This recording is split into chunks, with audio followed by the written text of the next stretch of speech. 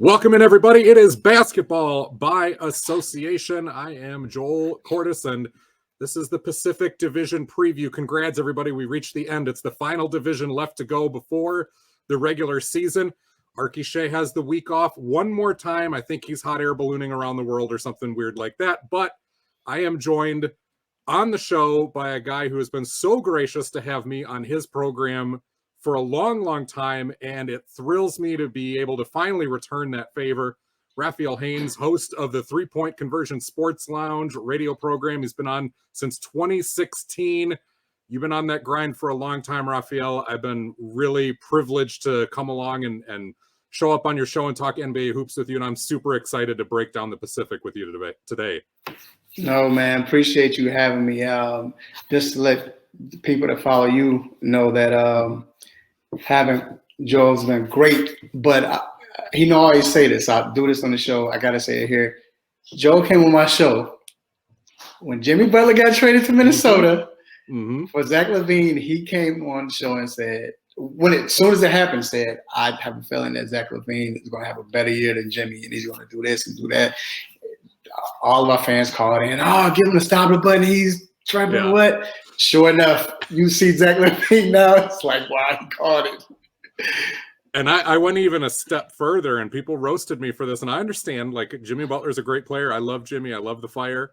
I said, I think Zach LaVine will have a better career when it's all said and done than Jimmy. That's what you did, yep. We're on a track where I don't think I'm going to be wrong. I don't know if I'm going to be right, but they're going to be in the same neighborhood of each other. And, right. So really thrilled to have you on here. Find Raphael Haynes in the 3-Point Conversion Sports Lounge on Facebook, Twitter, Instagram, TikTok at 3-Point Conversion. If you drop all the vowels, it's 3PTCNVRSN. That's at 3-Point Conversion. And you can subscribe to the 3-Point Conversion channel on YouTube. And we have a tradition on this show, Raphael. We name every single episode after an NBA player. It was real easy through the first 99 episodes because we could use jersey numbers. First 100, I suppose, with 00. Then we've been doing career playoff games. But this is episode 122 in the second version of Basketball by Association. We ran it during the mid-teens as well. There is no player in NBA history who has had 122 career playoff games. So we had to get a little creative here and ranked 122nd on the career games list. So regular season games list. That's who we're going to go with. We had two choices. One was Mike Miller, who had a long journeyman career, very productive guy. We would have been fine there, but we can't pass up a Hall of Famer, even if he was before your time and mine. We're going to name this the Chet Walker episode. Chet Walker, the Jet, the original Jet before Kenny Smith. Hall of Fame, 7-time All-Star. He was an NBA champ in 1967. He was on the 62-63 All-Star team. And if nothing else, he'd be interesting for having played for the Syracuse Nationals back when they were a team 1 year, his rookie season with Syracuse before in 62-63 before they moved to Philly. That's where he had most of his career. But Chet Walker, 4 All-Star appearances with the Chicago Bulls as well, as they were just getting started as a expansion team. So Chet is still alive and hopefully doing well. We dedicate this one to you. And we're going to talk Pacific Division. Of course, if you want to find the other division previews, we've got them all down. We had a cast of rotating guest hosts with it. You can find us on our YouTube channel. Like, share, subscribe. Look up Basketball by Association. If you want the audio-only version, Spreaker, Spotify, iTunes, wherever you get your podcast, that's where you will find us. So we start at the top of the division from last year. A team in the Phoenix Suns who in some ways took a big step forward because they won the Western Division crown for the regular season, but in some ways took a step back because they did not make it back to the NBA Finals. But still, 64 wins was nothing to shake a stick at until things really fell apart at the end against the Dallas Mavericks. And it was a little bit of an off season of intrigue with DeAndre Ayton trying to get re-upped and potentially was going to go to the Indiana Pacers before the Suns matched. Now we've got Jay Crowder, who's asking for a trade. In fact, potentially rumored into your neck of the woods with the Atlanta Hawks. Maybe a trade there. There's a couple other teams really kicking the tires on Crowder, and why not? He's been a fantastic performer as a veteran. But it seems like, Raphael, time for the young guys to keep stepping up, something we've been saying for a few years. But this really feels like that year. Just want to pick your brain on anything that's really exciting you as we get into their season. Not a whole lot of incoming moves. They do get Dario Saric back from injury. He was gone all last year. They pick up Josh Okogie from the Minnesota Timberwolves. He might be in the rotation, might not. Same thing with Timothy Luwawu-Cabarrot, who comes over from the Brooklyn Nets. Other than that, and losing JaVale McGee, they're kind of running it back again. Yeah, they are. And like you said, it's not a lot of players coming in to get excited about. But you still have Chris Paul, you still have Devin Booker. And like you mentioned, you have the young guys coming on. And I think this is a time where, you know, we've seen the imprint of Coach Monty Williams on this team. But I think we're really going to see it, you know, because it's a challenging time. This is the time where a coach needs to step up, not necessarily X's and O's, but more so leading his team, more so bringing the team together with everything that's going on. I mean, Cameron Johnson, this is the time for him to step up. You said it, the young guys, it's for the young guys. But I think what I'm most excited about this team is the fact that Devin Booker, I mean, everybody's been singing your praises. You know, they brought Chris Paul over. Chris Paul, you know, the year before last, made a great difference, big difference. Last year, still was Chris Paul, but Devin Booker, you know, he didn't score as much as last year. But I felt like this year will really tell us and give him a chance to be that guy, to say, hey, I'm putting you all on my back. Chris is a little older now, so Chris can't do what he usually does. So I'm putting it on my back. I'm going to score the most. I'm going to lead. I'm going to be the voice. You know, yes, Chris Paul is the leader. He's the older guy. He's the vet. He's always going to talk. But yet still, it's time for Devin to step up and lead this team by example, by on the court scoring, bigger voice in the locker room, and timeouts, all of that. So I'm more excited for him because this is his chance to really say, hey, he told me a couple years back, I will never forget 2 years before they got Chris Paul, the year before they went to they went in the bubble, remember, and they made that run.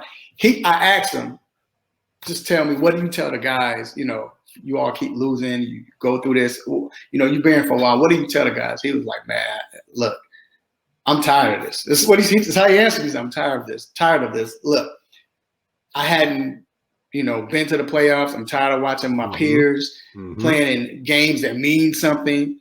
And now you see him at this juncture of his career. He's in playoff games. He's in the Western Conference Finals. He played in the finals. So now this is the time where, you know what?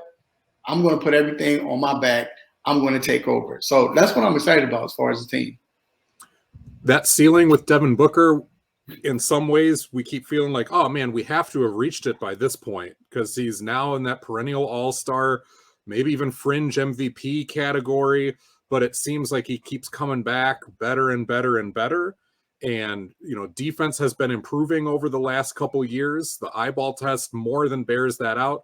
I think he gained a lot of valuable experience early in his career when they were bad and he was having to run point guard for them. By that ability to play on and off the ball now and really fit seamlessly into whatever they do. So you're right. I'm excited to see where he goes. I think it was already obvious last year that this was Devin Booker's team and Chris Paul was there to help. And CP3 has said as much. I'm really excited now, out of necessity, to find out, is Mikal Bridges a fringe, maybe 1 or 2 time all-star type of guy, or do they have a perennial all-star candidate there as well? Same with DeAndre Ayton, a guy who puts up very nice numbers and kind of fills some good gaps for them. He's a good finisher. He's got a nice touch around the basket. Really decent defender as well. But with both him and Bridges and now Cameron Johnson stepping into that starting lineup, out of those 3 guys, who is the guy that you depend on every single night to be absolutely consistent in what they do and to hit a higher level than they were last year? The Suns are a championship team if all 3 of those guys answer yes. But even if they get 2 out of the 3, they're going to be real scary because last year it was Booker and Paul was the other constant. but it was a rotating cast of who would be the second or third best player, because you knew Paul would fill one of those spots. But it was a rotating cast. And when they got a little deeper into the playoffs and they weren't in great rhythm, and the Pelicans really kind of messed them up in that first round when things got tight, and the Suns did get out of it, but we didn't see guys necessarily ready to do that every night and every possession. And I think that's going to be a big sign of their veterancy. And I guess I'll put you on the spot. Out of those three, Bridges, Cam Johnson, who's starting for the first time, and Ayton, who do you think has the biggest pressure on them to perform if the Suns are going to get where Booker and CP3 want them to go so badly? Well, I would have said Ayton before everything came out, and because he's obviously uncomfortable, he's not happy. So I'm not going to say it's pressure on him because he doesn't want to be there. It seems like he doesn't want to be there, or he's not happy. So I don't feel like he has the most pressure. I think it would have been if he was happy, because everybody got on him last year. But I think it's Bridges. I think right now, Bridges, we've seen glimpses of you taking that step. You've taken steps to get better, but now we need you, especially the fact that Crowder's not going to be there. If Crowder doesn't be there, if he's not going to be there and he gets traded, then we're definitely depending on you to play defense, to be that spark plug. And I think he's the only guy besides Booker. I mean, we know what Booker's going to do, but I'm talking about bringing that a certain mentality, bringing that excitement, bringing that spark. That's Bridges. He can do that. He's very athletic, and he does a lot of things that you really can't put on the stat sheet. So I say the pressure's on him now, because I think everybody's looking at him. All eyes are on him now. Say, hey, what are you going to do, Bridges? This is your chance. Crowder's not here. What you going to do? So I think it's on him. When Crowder first got there, it was assumed, and rightly so, that Crowder would be their lead defender, and Paul would probably be second, and Bridges would fit in there as a rotation guy. Bridges was so good last year that he became the lead defender, and I think in some ways made Crowder expendable. And Cam Johnson was a lottery pick, a high lottery pick that the Suns took.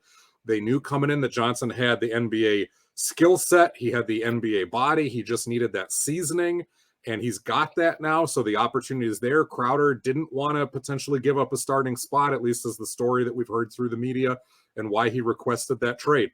It's unfortunate because Crowder's been a really good player off of the bench before, but he's also been on that grind to be a starter, and I understand feeling like you've earned it. And if the Suns don't want you in the starting lineup, you can go be on a really good team somewhere else and do that. I get that. The good news is for Phoenix that what they lose in Crowder, I think they've already gained in Bridges, becoming an all-star caliber, all defense or all NBA caliber defender.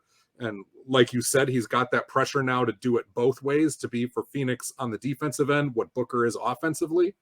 But the Suns very quietly have added some bodies over the last couple years, including this offseason, to be able to pick up maybe not everything that Crowder does, but to give you that same type of look as that second defender. Because Cam Johnson, he's rangy, he's lanky, he's athletic. Defense is not necessarily where he's going to make his mark. It's going to be shooting and knocking down shots and filling the lanes on the other side.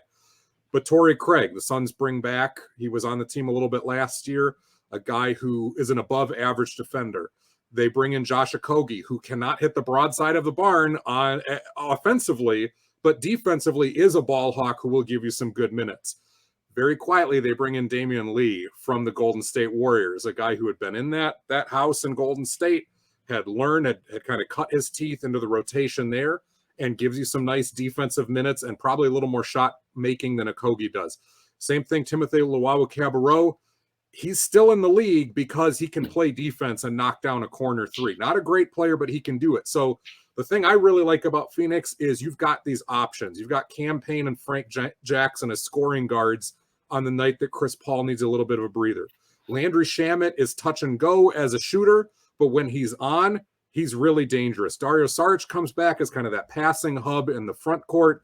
Bismack Biyombo gave them good minutes last year, showed he had a lot in the tank. So behind all these stars that we mentioned, Coach Monty Williams has a lot of different options. But we can't sing the Suns' praises and just leave it at that. What worries you about Phoenix? Because obviously they didn't make it back to the NBA Finals last year. And spoiler alert, as we get to the rest of this division, it is scary this year. This is the scariest division in basketball, which is why we saved them for last. Yes. Two things. First of all, it's off the court. Again, I think what we saw last year was basically what we're hearing about now is the trust issues, what's going on with Monty and DeAndre. And even with Crowder played his best ball last year in the playoffs. I thought he stepped up. He was the most consistent player in the playoffs by far for the Suns.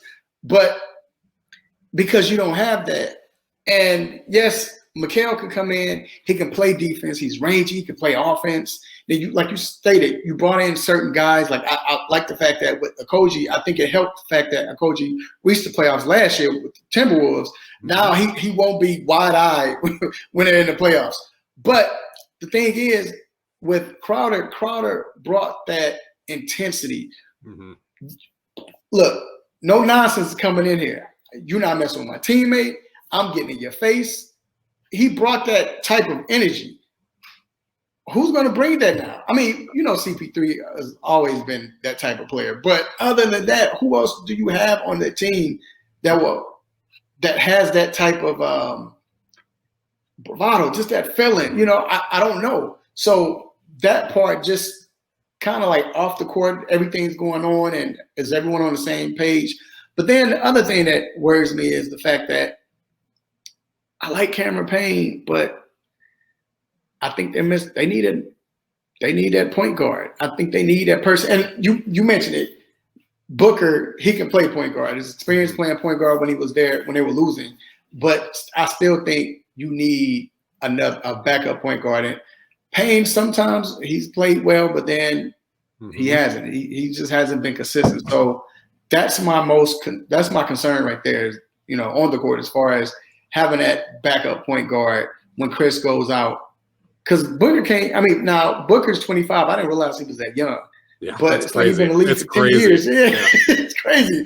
But at the same time, you just don't want to wear him out. I don't care how young he is. You don't want to wear him out when he gets to the playoffs. And then next thing you know, and it kind of looked like that last year. Like he's just tired. He's overworked himself. So that's the only thing that concerns me about Phoenix. And the Suns are really going to have to monitor Chris Paul throughout the year, as crazy as that's going to drive him. Just the mileage and the fact that there is that long history of Paul breaking down once the playoffs get there. DeAndre Ayton, former #1 pick. We've talked about the off-court stuff, and he's really kind of a wild card where his head's going to be at. But he's also struggled with some injury issues. He had some suspension issues last year. He's missed some games. And so I would look at, too, just like you said, you know, Cam Payne is fine. Frank Jackson will give you some minutes. Devin Booker can be in that rotation. You're fine as long as Paul is upright. If Paul starts missing 20, 30 games, we got ourselves a different conversation here. Same thing with Ayton.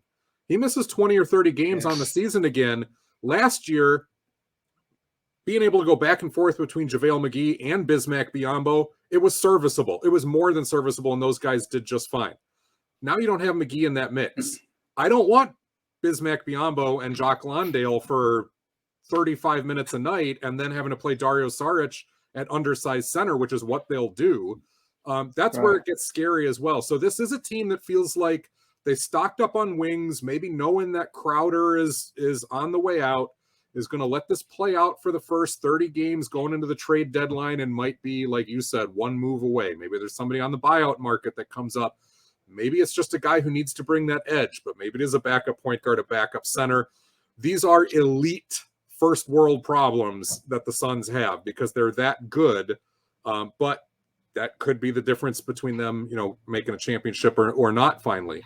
To end with the Suns, they finished first in the division last year. It's really, really hard to pin where the Pacific is going to go. Do you think they win the division again this year or finish slightly worse? Do they fall all the way into fourth? We know they ain't hitting fifth because Sacramento's still a team, but like you know, because I can use, you know, if they're healthy, but if I'm going to say that, I got to say if that means everyone else is going to be healthy as well for the rest of the teams in the division. So I guess I'll say this. I won't give you a spoiler alert, but I'll say that I think they finished second. Okay. Close second, but I think they finished second. I see them in that second or third range and still potentially winning 60-some games. Right. Being high 50s, whatever it is, and maybe in better shape by the time they reach the playoffs mentally than they were last year. So it may all shake out just fine, even if they're third in the conference or whatever it is. So I'm with you on that. And as we've teased, we're looking at the Pacific Division here. Raphael Haynes from the 3-Point Conversion Sports Lounge is with me. We've got two teams that we know are elite in Phoenix and our next one, the Golden State Warriors. We've got two other teams in LA who very well could be elite. And Sacramento's not going to suck this year. They're not going to be as terrible, I think, as they have been or uninspiring the last few seasons. We'll get to all that, but we got to go to the champs now. They finished second in the division, the Golden State Warriors. I will, again, toot my own horn here because at this time last year, and even about a month or two before that, I was saying it's Golden State, everybody. We're all on that Lakers bandwagon. We're talking Nets. You know, the Bucks are going to be good. Philly will be good, but it's Golden State. You got to watch out for them. Watching what they did during the last injury-riddled season and the way that bench was coming together, is like, man, if they get their big three back, look out, because they're going to be the deepest Warriors team yet. And they did it. They put it together. They had that depth. Guys stepped up despite the fact that James Wiseman didn't play, the fact that, you know, guys like Jonathan Kuminga gave them good minutes, but maybe weren't quite as ready to step into the bigger roles that I thought they might, but they had that depth. Now, going into another offseason, Golden State, they're not going to surprise anybody. We know exactly who they are. They got yet another ring on their finger. They've got a few guys who left, a few guys who have come in. James Wiseman coming back from injury. Dante DiVincenzo picked up from the Kings, though he barely played there, more of a Bucks guy who was traded last year. They're going to get another year out of Andre Iguodala. And, of course, none of that matters. JaMychal Green comes in from Denver. None of that really matters because the headlines have not been on the basketball court. They've been off the court with all the Draymond Green, Jordan Poole stuff and the punch and the self-imposed suspension. And Draymond's coming back. We know that's going to be a big concern. We'll talk about that in a minute. But as you look up and down this roster, still got Steph, still got Clay, still got an all-star in Andrew Wiggins. Draymond will be Draymond, will be Draymond, will be Draymond, for good or for bad or worse. Kevon Looney, Jonathan Kuminga, JaMychal Green, like I said before, Dante DiVincenzo. Iguodala probably won't play this year, but he'll be in that locker room. Jordan Poole, who's working himself into a nice big contract. Moses Moody looks really good. They're deep. They're deep, man, and they're coming back. And they're young at a lot of the reserve positions. What do you like about this team? Everything you said. Everything you said. Yeah. It's man, they just have so many players, and even with what Wiggins did last year. Now it seems like everybody they have fit the team. Like it fits what they do. You mentioned I can't say his name. How you say his name? Dante DiVincenzo, yeah, coming from the DiVincenzo. I can't say his last name for anything. DiVincenzo. But I'm always calling him Dante. But DiVincenzo, he fits what Golden State does. I mean, perfect fit. So I just like the fact that, and I mean, I know this is a basketball show, but I'm going to take NFL real quick. Please do. Maybe not this year because it's probably bad to say this because they're not playing well this year. But it seems like the Pittsburgh Steelers always pick the perfect players, the players that just fit the Steelers' tradition, what they do, what they like. They always get it right. That's what Golden State has done. And as soon as they're continuously doing that. So this is what I like about that team. You got shooters, you got defense. Now you have heart. You have brotherhood. I know we're going to get with the Draymond soon, but just the brotherhood. Even times where things aren't looking good, you just have that type of team. I mean, let's take it back to when it was beef with Durant, and not even if it was beef No, I think that kind of went down. It wasn't as bad as people made it, but I think Durant wasn't happy with management. Right. But yet still, if Durant wouldn't have gotten hurt, I mean, it's easy to, well, not easy, but you can say they could have won it. So all I'm saying is they lock in with each other. They play together. They play with each other well, but they're brothers at the end of the day. And I think that's the most probably underrated aspect of this team is the fact that the brotherhood that they have. I mean, think about it. Draymond has been through a lot, but it's been a lot of other stuff that's went on and happened, but always stuck together. So, I mean, that's what I love about this team. Like I said, of course, the players and, they're deep, but it's the brotherhood. And I think that's what, if you look at championship teams, the ones that won, the teams that won, it was the brotherhood. The Pistons, you think about the Celtics, the Lakers, of course, the Bulls. I mean, it was always brotherhood. And that's what it is with Golden State. Yeah, and it's hard. Like you said, they've been through so much. They've been through seeing the dynasty potentially end with all those injuries that piled up for a couple of years and wondering if they were going to get back to it. They've seen these young guys kind of grow into different roles, some of whom are no longer with the team because they parlayed that into bigger roles elsewhere. They get a guy off the scrap heap, quite literally, in Andrew Wiggins, who they're able to help become that all-star that everybody thought he could be. And then some. I mean, Wiggins, when he came in, I was joking that he's just got to be a poor man's Harrison Barnes. Right. At this point, Harrison Barnes is a poor man's Andrew Wiggins, right? Wiggins has been better than, and that's no disrespect to Barnes, who was fantastic for them for a couple of rings. And Wiggins was the lead defender.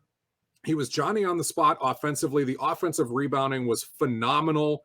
I can't think of too many wings that I can remember who were hitting the offensive glass the way that Wiggins was, and just you could not get him away. That leaping ability was put to such great use. He's got such good instincts and timing. He's obviously worked on his craft defensively for a long time. And I was saying this in Minnesota with Wiggins. People were saying the metrics are terrible. How is this guy such a bad defender? I'm like, he's not a bad defender. He is a unfocused defender because when he locks in for one game at a time in Minnesota, when no one else is watching, he is really, really good. The problem is he doesn't do that the next game or the next 3 games. And Golden State was able to unlock that. And you mentioned this with DiVincenzo, and I'm seeing this already with Moses Moody. We started to see this so much with Jordan Poole last year. These guys come in, they get into that brotherhood, they get into that culture. It's kind of like the Spurs being able to, plug people in over all those years, and they fit. And DiVincenzo is a guy that's coming in off the scrap heap. He was supposed to have a big role in Milwaukee, and the injuries have piled up. Moses Moody is a guy that people didn't think was going to get through all of the rotation cloggage ahead of him, especially with a Hall of Famer like Klay Thompson and Poole playing so well, Steph Curry, a Hall of Famer. And Moody's been given those minutes, and I see a really, really good player in him. I'm excited, especially to see Moody, to see Poole big minutes, to be able to give Curry and Thompson maybe a little bit of a breather that they didn't necessarily have last year where they had to do that heavy lifting. And first and foremost, then, up front, this is no disrespect to Draymond, but I want to see Jonathan Kuminga and James Wiseman show that they are that front line of the future, which is what they were drafted to be. And it's heresy to say this, but almost make Draymond expendable with what they do because of a different ability to play above the rim. I know they're not going to have the defensive prowess and the ability to disrupt that Draymond does. And few people run a fast break as perfectly as Draymond can. But there are certain things that Draymond can't do that Kuminga and Wiseman can do as scorers, as rebounders, as just supreme athletic defenders. And now is going to be that time to do that, especially if Green comes back slowly. But like we said in Phoenix, where they had options, I think the options are even better in Golden State. And they're seasoned, even though they're young. But we got to talk concern. And I want to get your thoughts on the Green situation. With so many of these, it seems like stuff can get blown out of proportion by the media, and the talking heads just run this forever, and it's maybe not as big of a deal. This one, from what everybody's been saying within the camp, seems like it was a really big deal, and I want to get your thoughts about whether it's been overblown, underblown, and whether you kind of alluded to it, like what fallout this might have on the regular season. Well, it is. It's a big deal. I mean, it's a big deal because when you start having players speak on it, I mean, you're talking about Curry and taking up. Curry's been playing with Green almost his whole career, entire career. He's played Green's entire career. And for him to speak up for Poole like that, Iguodala, the vet, to say, hey, this is not on Poole. And Draymond's my guy, but this is not a Poole, didn't deserve anything. That right there lets you know what Draymond did was wrong. Mm-hmm. Now, this is where I feel like it's overblown. It's overblown because we saw it. Mm. That's why it's overblown. The reason why I say that is, let me reference this. If you look at everyone who chimed in on everything that happened with that situation, you had players like Trae Young, you had, let's just say all of the players today, the active players. Everyone said, oh, Draymond can't do that. It's wrong. I don't know how you bounce back from this, what have you. Every retired player, first thing they said was, why did this leak out? Mm-hmm. Why is this out? You know what that tells me, Joel? That means that this is common. Things like this happen. Right. It's just the fact of today we have camera phones or whatever, and you have TMZ, so people want to get paid. But I think if this was in-house, I don't know if it would have affected the team as much. The only reason why I think it affects the team more, so now that everyone sees it versus, let's say if it wasn't, because now it's embarrassing for Jordan Poole. With him being embarrassed. Yeah. Just think about, I don't know about the players today. I'm trying to think what players today are like this, but just think if KG was playing today. Mm-hmm. And KG was going up against Golden State. Could you imagine what he'd be saying to Poole right when they play against each other? So, but fans now and so I think it's more embarrassment. So that, to me, I think that affects the team. Now, the great thing about this is the fact that they said, we're going to find you and we're not going to suspend you. This is my belief. I haven't talked to anyone there. I need to make some calls, honestly, to some people that, like you say, in camp. But my belief is they had a team meeting and talked about this. That's why he stepped away. Because for your best player to come out and say what he said, then the vet to say what he said, and everybody pretty much echoed it, it seems like you would go to them as management and say, hey, let's talk about this. What do you want him back on the team? Should we? And they know who Draymond is. They know how he is. They know what he does. They know he's going to bring his 130% effort. So I think it was like, you know what, let's talk about this. They even talked to Poole about it. And I think just because of that brotherhood, like we said, that culture, I think that's why it's going to save him. That's why it is going to be overblown. But at the same time, like I said, I understand why people are getting emotional about it because that was a big deal. But I think it's overblown the fact that it's not going to work. It's going to damage Golden State. I don't think so. They have too much of a bond. I had a buddy of mine as soon as it happened who texted me and was like, why isn't Draymond getting suspended immediately, and was making this a big deal. And I texted back, was like, man, NBA history is littered with practice fights and littered with practice punches. And that doesn't make it right, but it has happened. And like you said, with all the vets, this is a thing that it's going to be a big story for a little bit, but you get 25 games into the season. And if Draymond is humbled a little bit, maybe locked in and focused more, and the Warriors continue to play and there aren't those signs of internal friction, this is going to be a non-story 25 games from now. If they get off to a slow start, if there is signs of bickering, if Draymond comes back and is still, not right in the way he's acting with everybody,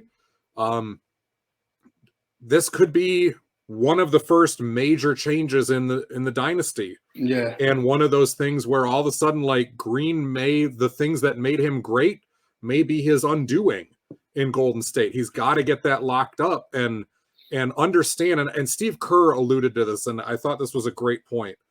He said, Draymond's been here so long, but so many of these young guys coming in have not. They don't have the same relationship and understanding with Draymond and the way that he ticks and all this stuff that he built back in the day. There's that respect, but there's not that relationship. And he needs to understand that. And he's got to be able to navigate that. And Draymond Green, it's getting to that point, you know, with a contract coming up. I understand, but it is getting to that point where he's going to have to take that look in the mirror and understand that his role may begin to change. And it may begin to decrease both on and off the floor. That doesn't make it less important. That just means it's going to be a little bit different if you're going to open the door to more rings. If you got to continue doing it the same way you've always done it, there's going to be some issues. And I think it was telling, like you said, that so many people sided with Poole.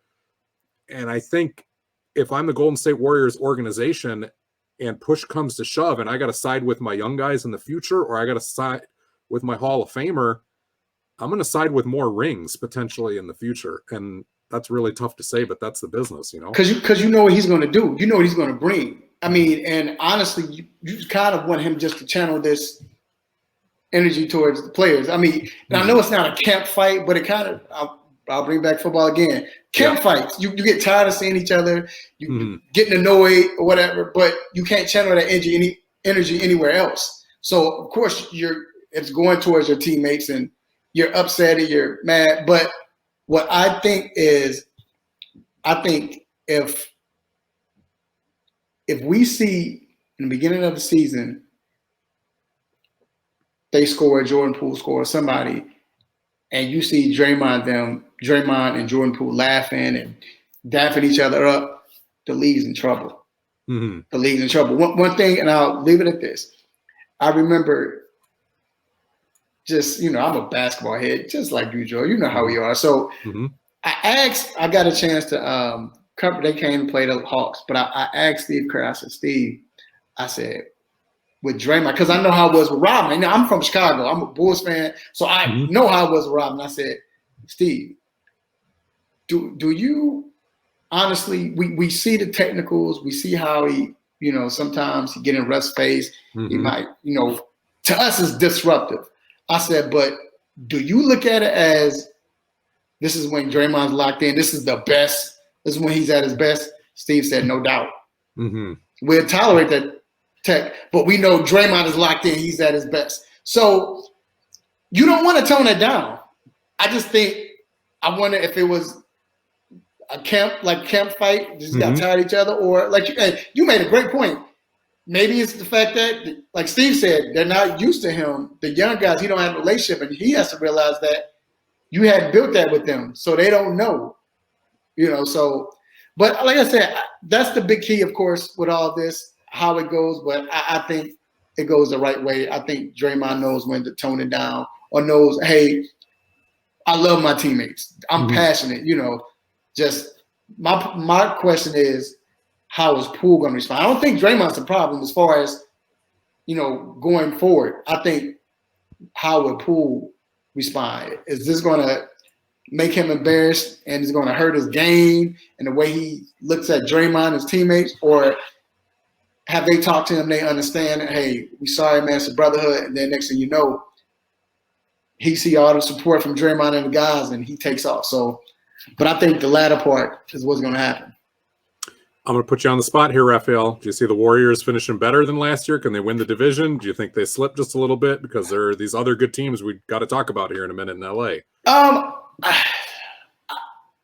think they finished – what they win last year? 53. 53? Yeah. I think they win 55, 56. I mean, I think it's scary. Matter of fact, I think they might win 60. I wouldn't be surprised if they win 59 or 60.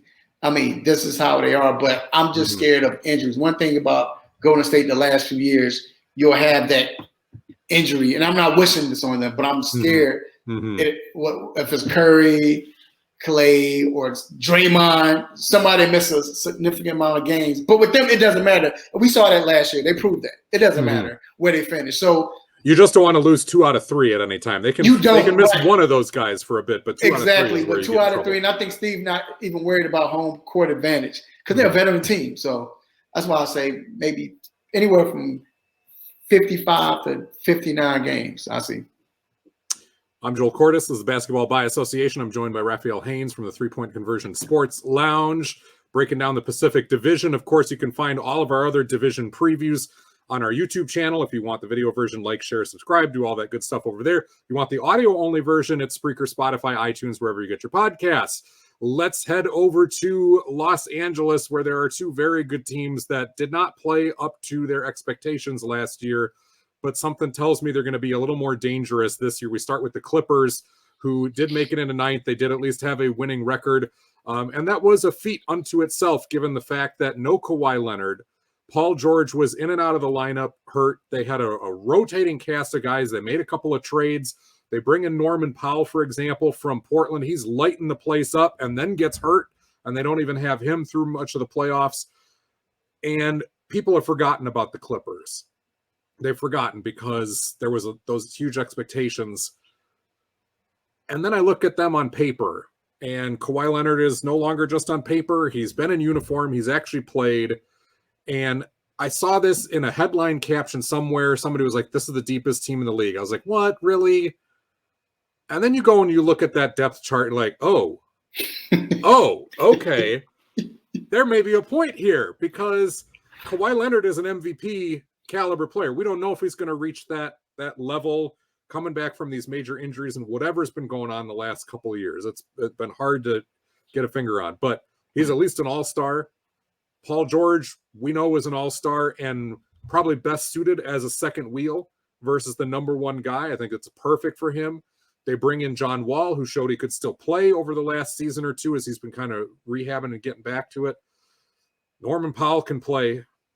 Nick Batum's got something left in the tank. Robert Covington's got something left in the tank. Ivica Zubac is, I think, the definition of a solid starter as an NBA center. He's not going to hurt you in any way.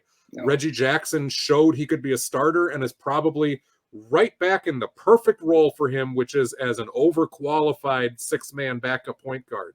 Terrence Mann showed he can play. Luke Kennard gives you shooting. Like, I get it now. This team is deep, and I guess I want to throw it to you first about what you are most excited about. Mine's going to be real easy because it's Kawhi, but I miss that guy. I miss him so much. It's Kawhi. Yeah, it's definitely Kawhi. But it's the fact now that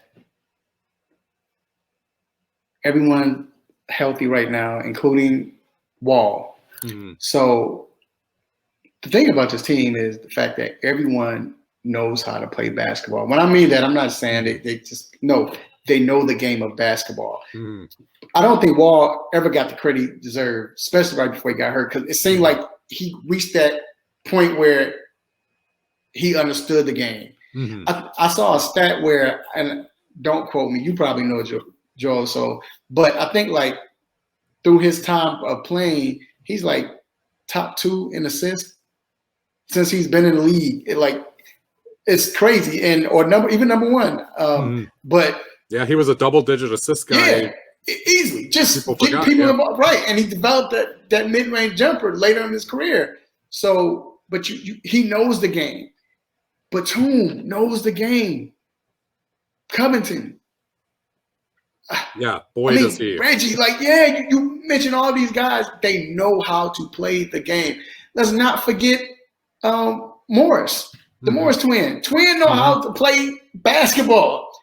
And then you got this coach over there that just, I think people forgot. To me, he's the most important factor because when you had everyone healthy, and I love Doc, but you didn't have Tyronn Lue. You had Doc.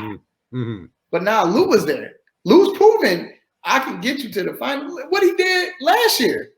So with this team and everybody's healthy, everybody's unselfish.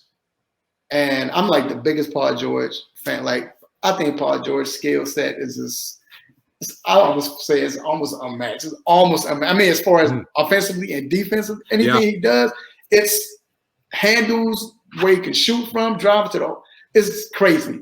And I just think right now, like you said, deep as the team is, I think what I'm excited about the most is the fact that everyone's healthy. You got the right coach. And it just seems like right now, and even with the injuries last year, it gave Norman Powell a chance to find his rhythm, find his game, find his rhythm with his team.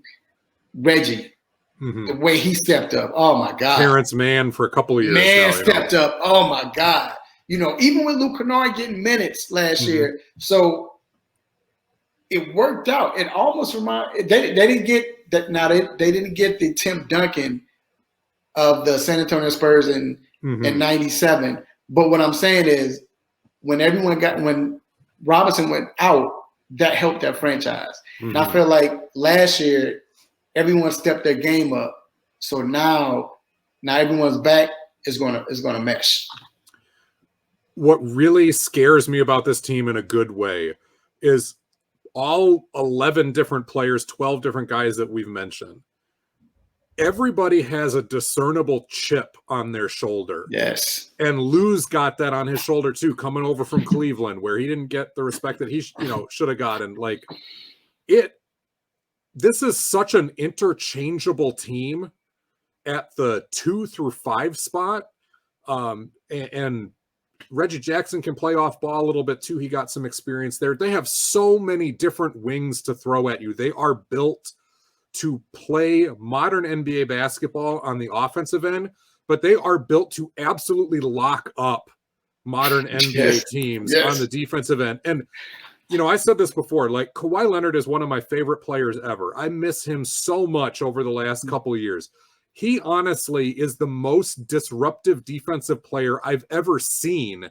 And that's not taking anything away from Scottie Pippen, who is right. I was thinking about him, with me. Like Scottie is right there. But the length that Kawhi has, and just then the ability to take that and turn that into something unstoppable on the other end, whether it's an isolation or finishing. And I know Scottie could do that too. Like I hope we get 100% Kawhi, but I will take 85% Kawhi with the rest of this team, as long as Kawhi is upright and healthy by the end of the season. And of course that takes us into the scary part with this team. Like, we've seen them be very, very good, very credible, very dangerous when it's been the role players getting those shots. But the injury history out of this group is scary. That's scary. Wall, it goes without saying. Kawhi has been in the wilderness for a while. Paul George has had his injuries. Norman Powell, one of the reasons why Toronto and then Portland both moved him. And you talk about a guy with a chip on his shoulder who has worked his way up to being like a 20-point per game scorer, but has been moved a couple of times. He has had those injury issues. And the rest of the guys, maybe not so much. Covington's been hurt here or there a little bit. Jackson's had it happen to him before, but I think more at like the normal NBA level. All those guys can play, but this is not an elite team if you don't have your top 3-4 guys, that we aforementioned. And this feels like a team that could win the division, that honestly could win a championship this year. But whereas we talked about the Warriors, we're like, just don't miss 2 out of 3. I think they need 4 out of 4 to be healthy by the time this comes around, Yeah, I will say this about Kawhi. I've been saying this. I said it last year.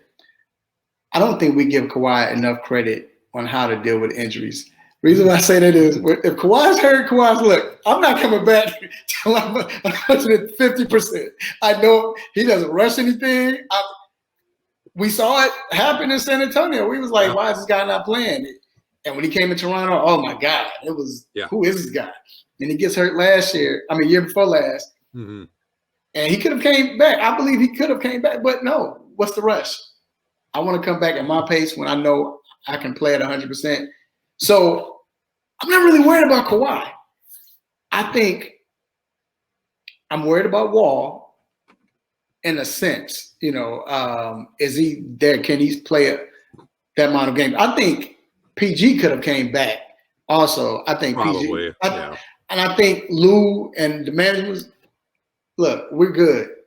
We see the big picture. Next year, we're good. There's no point in risking anything. So, like you said, they need 4 out of 4. You can't miss one. But the good thing is, if they do have 3 out of 4 playing, they're so stacked. Mm-hmm. And not just so with Golden State, I think the difference to me with Golden State is Golden State, you have players that can step up, they can score, but you have one guy that we know that's going to take over, that can lead your team. Sure. And to me, I know we give PG flack, but what PG did the year when Kawhi did go out and he took him to the Western Conference Finals, and I don't think he got enough praise for that and how he played and carried that team. So, but now with everyone there, I just think they're just good. I don't think, I pray they don't get injured, but I just feel like they have so much talent, which with experience from last year with the players that was able to play and with the coaching experience, I think it's a perfect mesh. If Kawhi, PG, John Wall, and Norman Powell are all healthy by the end of the season, I will go out on a limb and say I think the Clippers win that division. And, Golden State is going to be close. I know I said, hey, I agree with the Suns in second, but that would be enough in a scenario like that to bump the Suns down into third, maybe even fourth if the Lakers really, really surprise us. We'll get to them in a second. But it's such a huge what if. And like you said, we can play the health game with almost every single team, but it really, really, really, really feels like not a cliche with for the Clippers. Yeah. So, I'll say this. I think they finish first if they're completely healthy. They finish third if it's a mix of being healthy. If it's a disaster year, then all bets are off. But that really seems to be the range for them. You agree with that? I agree. I'm with you. I agree. Totally. All right, so now we got to go to the other LA team, the team that gets all the shine for good reason. It's the Lakers. We could do an entire show on the Lakers. People do that all the time. We don't need to do that here. We talk about Russ so much. We talk about LeBron. We talk about Anthony Davis. But all that said, last year, there's no way around it, was a massive, massive disappointment. 33 wins. They don't make the play-in tournament. There was a lot of extenuating circumstances, a lot. And it's not fair to just throw Russell Westbrook under the bus and go, this was all your fault, because that was clearly not the case. Russ is what he is, which is one of my favorite players to watch of all time. Archie and I talk about this a lot on this show. Russ, prime Russ, so phenomenal. Even Russ today, the motor that he plays at, I love it. The things that made Russ great, that make him great, have also been his undoing at times. But this was not entirely his fault. The Lakers, they retool. They're still going to be relying a lot on Anthony Davis. We'll talk about things we like, don't like, but here's some of the new guys coming in. Kendrick Nunn was on the roster last year, did not play. He's going to be there. I think he can be really helpful. We'll see if he can be as good as he was that first year in Miami or not. Lonnie Walker comes over from the Spurs. I thought they gave up on him a little early, but as a rangy wing who can do a little bit of everything, there might be something there. Troy Brown Jr. comes over. He's bounced around, played with the Wizards a little bit, a couple other teams. Juan Toscano Anderson is the guy who really excites me from the Warriors, just as not a starter necessarily, but a rotation guy who will set that tone defensively. And then Thomas Bryant, this is really undersung. Bryant looked so good in Washington before he got hurt. It was only like half a dozen games. But when Russ and Brad Beal and Thomas Bryant were all doing their thing for those first half dozen games in Washington, there was something really dangerous there. Scary. There was something really good, and Bryant got hurt. So the Lakers, in some ways, luck out that they get to take a flyer on a guy who was really tracking towards not only credible starting NBA center, but maybe something a little bit more than that as well. Dennis Schroeder comes back over. Pat Beverly comes from the Minnesota Timberwolves via the Utah Jazz. We know what Pat Bev does, and he is the type of player that the Lakers sure could have used last year, where they had no real lead defender. Yes. And a team that had no three-point shooting suddenly has some options. Maybe not specialists, but more guys who can at least hit the three on an above-average basis. What excites you about this team?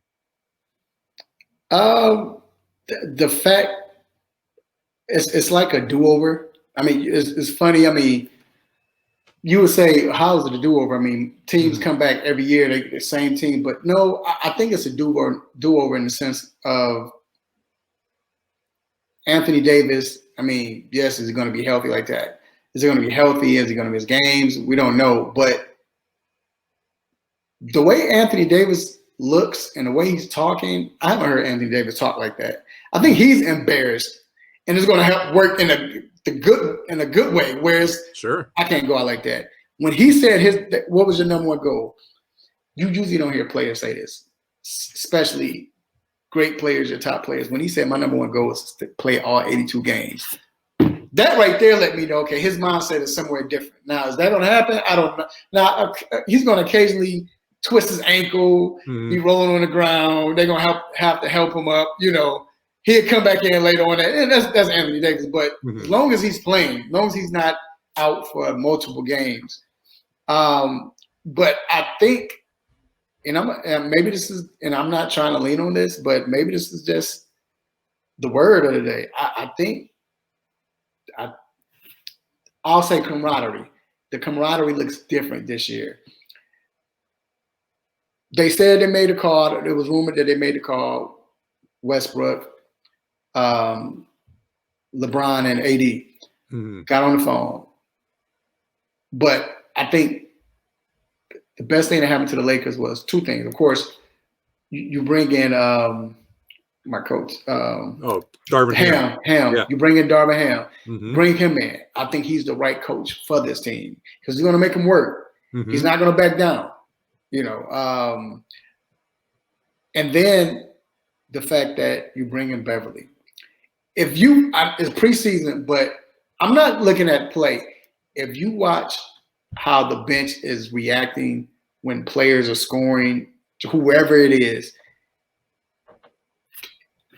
man, it's like a breath of fresh air. I mean, the way you see him, then you see Russ, and then the fact that everybody thought him and Russ would butt heads, and so far I did too. I was laughing when they made that move. I was like, this means Russ is going. This means Russ has to get traded because you don't bring his arch enemy onto the team with him and say, now make it work. And I was wrong. But you know what? I'll toot my old horn because I said on my show, I said it's going to work because you have two of the best teammates ever.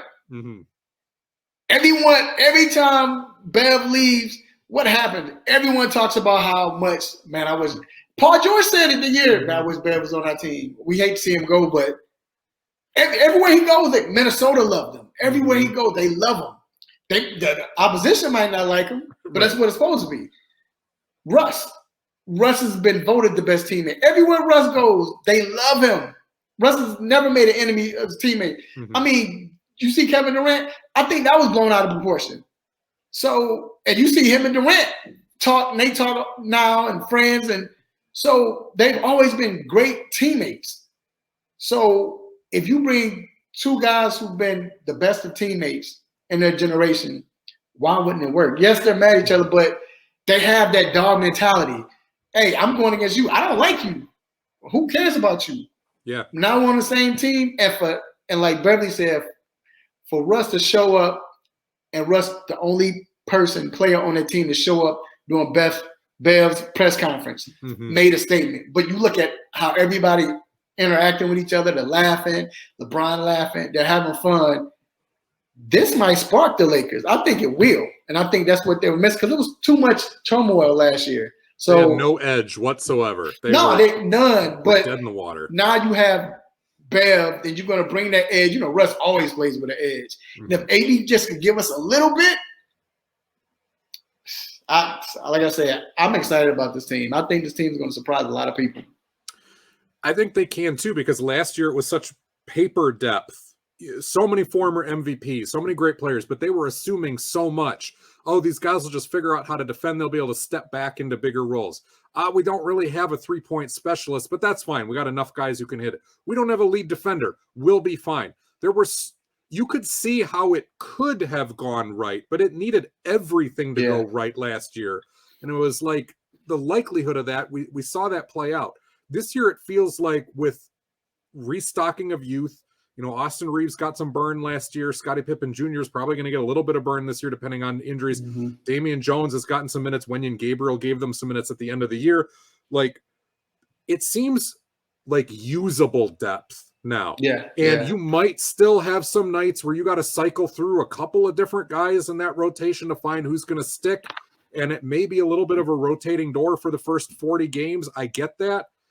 Trying to figure out that starting lineup. Is Russ better off coming off the bench as the sixth man, which I kind of think that might be the way to go with him, though you don't want to disrespect him, versus putting him in the starting lineup. But figuring that stuff out, it may be a work in progress. I just feel like you no longer need everything to go right for this to be a pretty dangerous team, because hopefully LeBron doesn't have to work as hard. Hopefully Anthony Davis doesn't have to be your best offensive player and best defender, which is what they were expecting last year, of a guy who breaks down all the time. That doesn't make any sense. Doesn't make any sense. Right.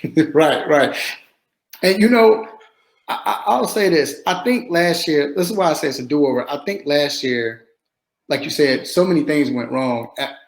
I don't know if everyone, let me rephrase that. They weren't comfortable. I won't say I don't know. They weren't comfortable. Russ wasn't comfortable. For a moment, LeBron didn't look comfortable. AD wasn't comfortable in the beginning. I mean, Carmelo was the only one to say, you know what, I'm going to just do what I do. Just let me shoot, which is fine. That was his role. But that's an easy role. But everyone else, uncomfortable. And I think now with him, I think Ham brings kind of a sense of urgency, a sense of this is what we're doing. Whereas, and I said it last year, I didn't think Vogel, yes, Vogel won the bubble. Yeah, okay, that's good. But you essentially had the same team and you barely make the playoffs. I don't think he was the right guy. We know this now. We've seen guys like, first I'm going to say this. We've seen guys like Phil Jackson, Pop. Even with, God, I just had his name in my head. Detroit Pistons, 2004. Larry Brown. Oh, yeah. You had guys like that come in, not only just a new face. I'm going to talk about just dealing with all the egos. It's certain coaches that can coach egos. Sure. We've seen some great coaches. When it came to egos, they couldn't do it. Chuck Daly was able to do it. Pat Riley. But you don't have a lot of coaches who can do that. So that's why you don't see a lot of players when they come together, they don't mesh, you know. But also, sometimes it just takes a face. It took Phil Jackson to come in and take the Bulls over the top. It took Pop to be that guy. It took Larry Brown, because then when you saw Larry Brown leave, I love Flip Saunders, rest in peace, Flip. Flip come get him over the top. Right. He couldn't.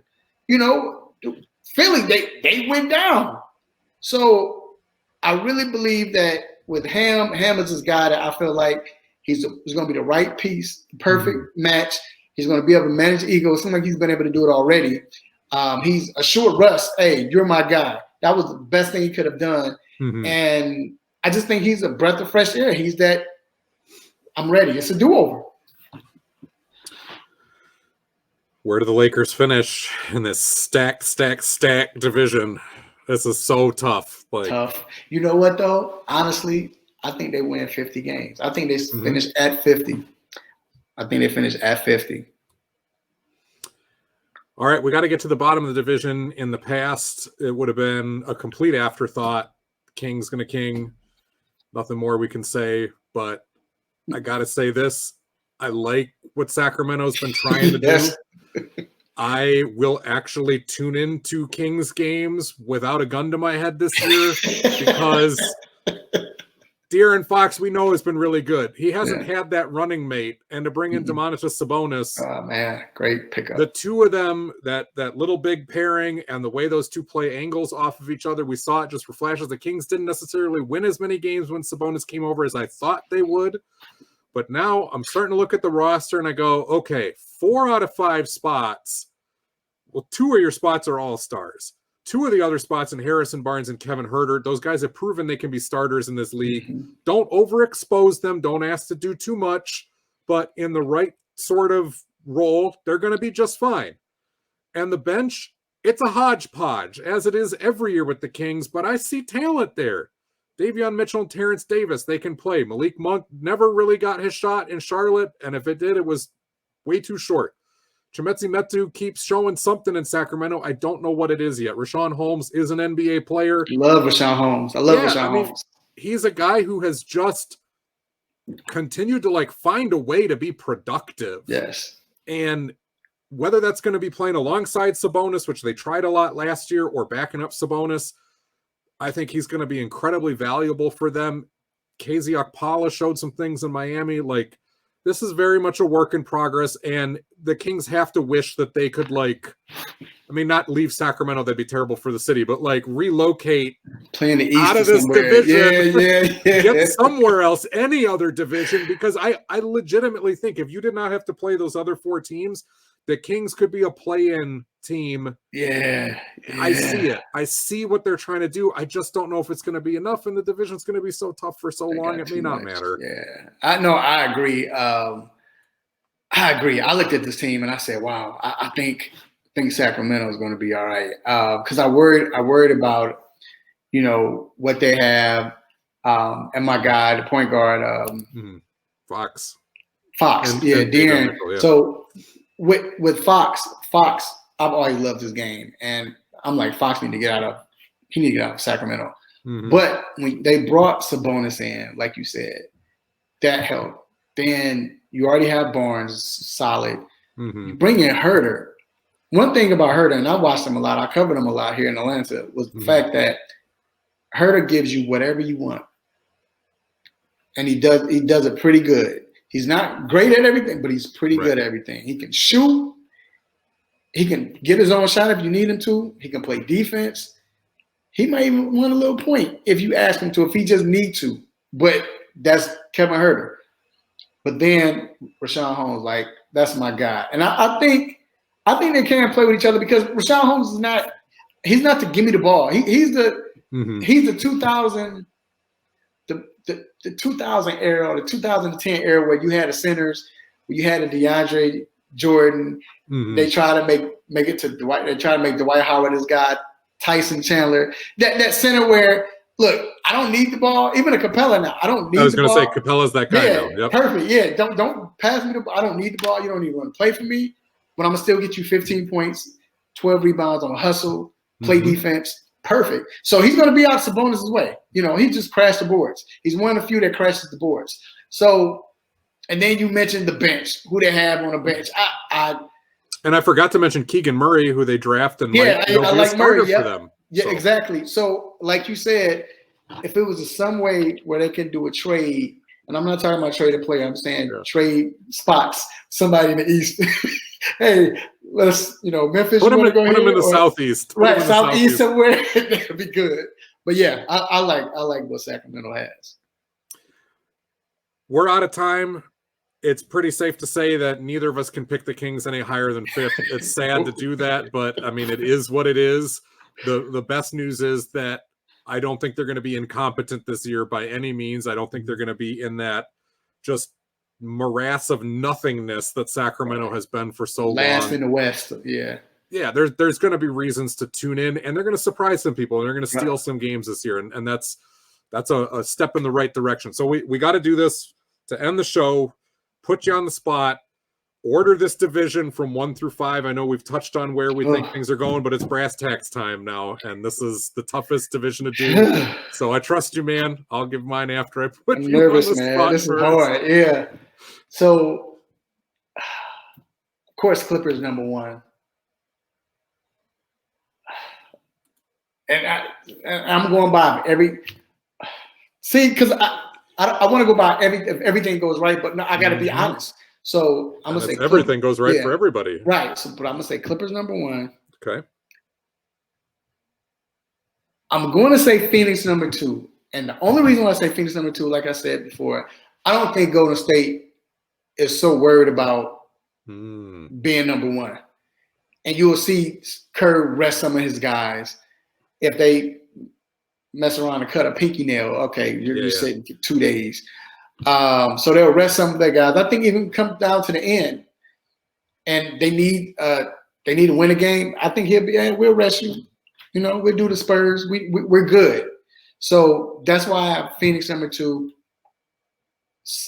Golden State 3, Lakers 4, and Sacramento 5, but by far best division in NBA. Yeah. It's the best division in sports. No, I'm just kidding. Go ahead. I mean, I can't really disagree. It is. Yeah. But go ahead. Yeah, I'll take Clippers first, but again, with that caveat that they could be third very, very easily in this division. I'll take them first. I'll take Golden State second. I will take Phoenix third, Lakers fourth, but again, Lakers I think could top out at second in this division very, very easy.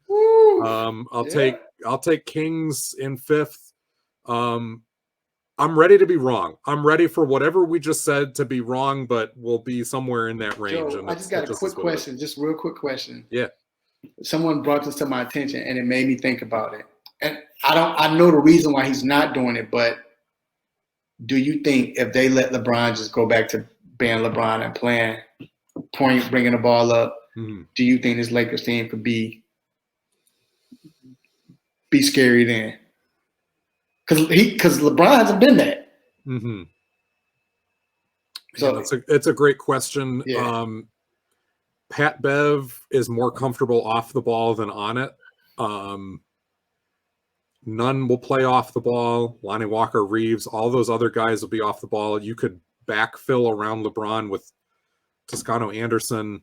I mean, you could do it. I think the big question becomes what happens with Russ, because he's not at his best when he plays off the ball. That's putting it nicely. And you still have major problems if you are unable to use Russell Westbrook in crunch time. So can you do that for stretches with LeBron? Yes. But absolutely. Maybe they should do more of it. But do you think, and maybe this is a few years ago where it's not the same, but remember Russ was playing off the ball with Houston. And remember how he was lighting it up, averaging 26, 27 a game. Do you think? But like you said, you're taking Russ away from what he does best. Well, and I still saw Russ put up decent numbers off the ball, but that was when he was on the court with Harden. They were specifically trying to stagger those guys. And so you're going to wind up doing that with LeBron anyway. That's just the way the roster is constructed. But still, when you get to crunch time, it was Harden handling the ball more than Russ did. And I would think, has to be LeBron more, unless LeBron's able to thrive in an off-ball role when, he's still elite off the ball, but that's not where he's unlocked at his best either. So I guess my answer would be yes, with caveats. And the big question comes down to crunch time. What are you developing for the end of the year when conceivably all of these guys are healthy if you're going to go where you want to go? So that's all I want to know. That's all I want to know. It's tough. I'm so excited for this division. I want to thank my guest, Raphael Haynes, for joining me. Thank you so much. It was awesome to have you on the show here. Appreciate it. Thank you. Thank you for having me on, man. I love this. Tell everybody where they can find you, because you've been doing this, 6 years already with the 3-Point Conversion Sports Lounge. I'm proud of what you guys have been doing. It's been fun to see this grow. Appreciate it. So you can follow me. I go by the name of at Mr. Controversy 21. And the reason why I'm controversial is because I go against the grain. I'm not going to try to bring up bad things or make people look bad. No, I just I don't go with the obvious, as you can see. But find me on all social media platforms. But also, not just the 3-Point Conversion Sports Lounge, that's the radio show, but it's the 3-Point Conversion, that's the media sports company. And we cover the Hawks. Now we cover Charlotte Hornets.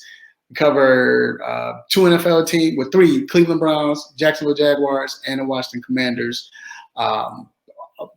4 WNBA teams. We do golf now, boxing. We do it all. Updates, exclusive interviews, and you can find us, like you mentioned, all social media outlets. Just go to you can look for the 3-Point Conversion to come up, but the handle is 3PTCNVRSN. As he said, no vowels in on. Make sure you subscribe to the 3-Point Conversion YouTube channel. And again, man, appreciate you. Thank you for letting me come along. You know how this is a legend right here to me, man. This is the guy. So to be able to speak ball with him is great. It was a ton of fun. We will definitely do this again. Everybody check out everything that Raphael's doing, all the different spots that he said. it is so much fun when I come on your show too. I just want to put that get out ready there. too. It's get so ready. much fun. I need the preview, so get ready. All right, so this has been Chet the Jet Walker. Episode 122 is in the books. We have all 6 of the division previews. They are done. You can check them out. Again, find us on YouTube, Basketball by Association. If you want the audio-only version, Spreaker, Spotify, iTunes, wherever you get your podcasts. Archie Shea will be coming back for the next show. We'll be doing it in probably a little less than a week. That's going to be the big all-encompassing season preview.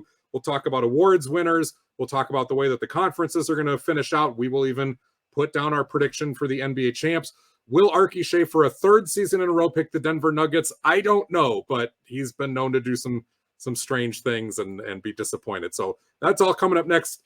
Thanks again, Raphael Haynes, for joining me. I'm Joel Cordes. This has been Basketball by Association. We'll see you on the flip side.